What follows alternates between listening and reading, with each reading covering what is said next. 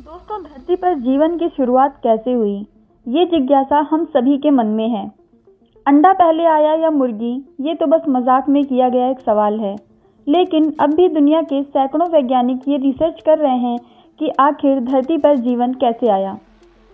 पृथ्वी पर जीवन की शुरुआत लगभग 4 अरब वर्ष पहले हुई थी। उस समय समुद्र का पानी आज के समुद्र के पानी से बहुत ही भिन्न था। दोस्तों, शुरुआत में पृथ्वी के में ऑक्सीजन और वातावरण नहीं था, लेकिन धीरे धीरे ऑक्सीजन बनती गई और वर्तमान स्तर तक पहुंच गई। ये तो आप सभी जानते हैं कि ऑक्सीजन बनाने का काम हरे पौधे करते हैं, जो कि प्रकाश संश्लेषण के द्वारा वातावरण से कार्बन डाइऑक्साइड लेकर के ऑक्सीजन छोड़ते हैं। पृथ्वी पर सबसे पहले विकसित होने वाले हरे पौधे का नाम शैवाल है। दोस्तों, रिसर्च में पता लगाया गया है कि जीवन का विकास 65 करोड़ वर्ष पहले शैवाल के कारण ही हुआ था। तो आइए आज हम यही जानकारी डिटेल में जानते हैं। इसी रिसर्च के दौरान पुराने चट्टानों का विश्लेषण किया गया और इन्हें तोड़ करके उन्हें एक पाउडर के रूप में बदल दिया गया। फिर इसमें प्राचीन जीवों के अणुओं को निकाला गया। दोस्तों, अणुओं से पता चला कि 65 करोड़ साल पहले पूरे इकोसिस्टम में एक क्रांति हुई थी, जिसके कारण से शैवाल पैदा हुए। बाद में इसी शैवाल के जरिए धरती पर जीवन आ सका। बिग बैंग सिद्धांत की माने तो न दिखाई देने वाले बिंदु में भयानक विस्फोटों से तारों की उत्पत्ति हुई और ये तारे उस उत्पन्न ऊर्जा से अभी तक जल रहे हैं। ये संसार ऊर्जा का ही खेल है। वैज्ञानिक कहते हैं कि उन्हीं तारों के बीच ठंडे हो गए छोटे छोटे तारों में कहीं जलती हुई एक धरती भी थी, जो कि ब्रह्मांड के इस विराट रूप में मात्र एक कण के समान है।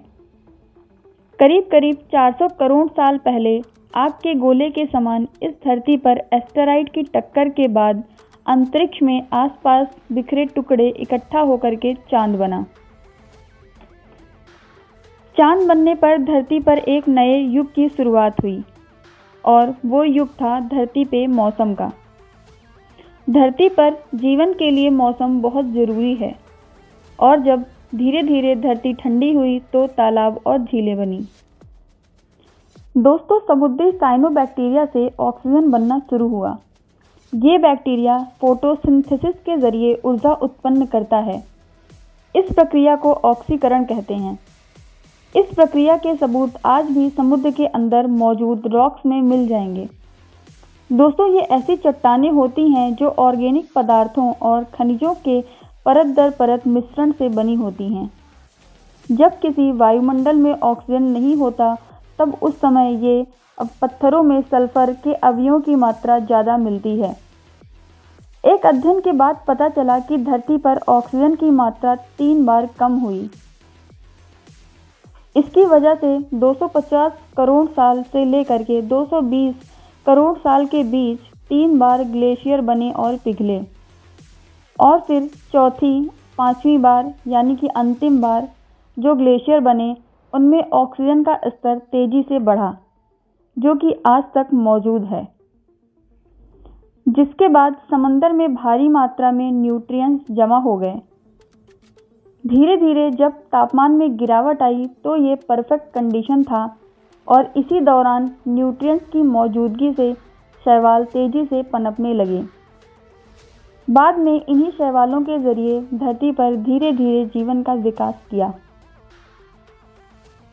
वैज्ञानिक बताते हैं कि न्यूट्रिएंट्स जीवों के इस उदय से जो एनर्जी पैदा हुई, उसी एनर्जी ने बाद में इस कॉम्प्लेक्स इकोसिस्टम को तैयार किया, जिसका नतीजा है कि इंसानों और दूसरे जीवों का विकास हुआ।